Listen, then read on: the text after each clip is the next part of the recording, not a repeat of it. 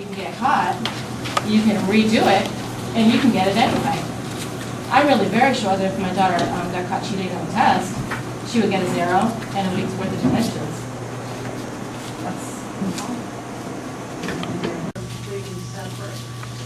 So this really is an issue. Thank you very much. And I think in making the statement in the letter with respect to our relationship with the police department, that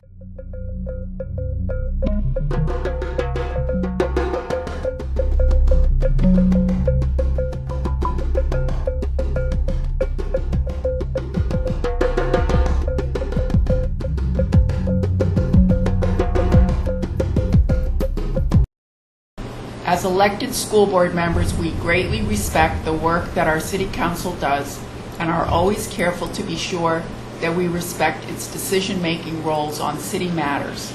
And we have enjoyed the same respect from the city council, who have always recognized our responsibility over public school matters.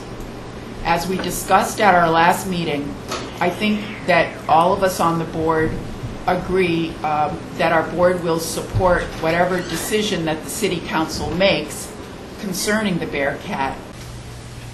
Weighing in yay or nay requires an awful lot of information that we don't have, that we were not given, that we just don't have the benefit of. And so I think that for that reason, and for the reason that I stated earlier, which is that we have two separate divisions of labor in the city, and ours includes school budget issues and negotiations with bargaining units that work in our schools. And it doesn't include oversight or budget of the police department. Which means we shouldn't have been asked in the first place, probably. Here. Our action tonight is that we decline to send a letter, period. That's our action tonight. Because I'll tell you what, I'm not going to send a letter supporting the city council's purchase of the Bearcat.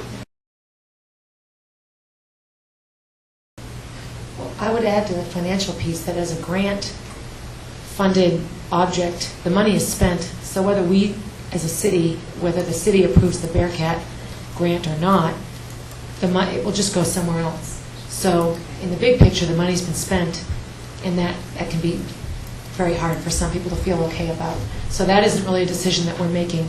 Us saying no won't save anybody money, because the Bearcat would just go elsewhere.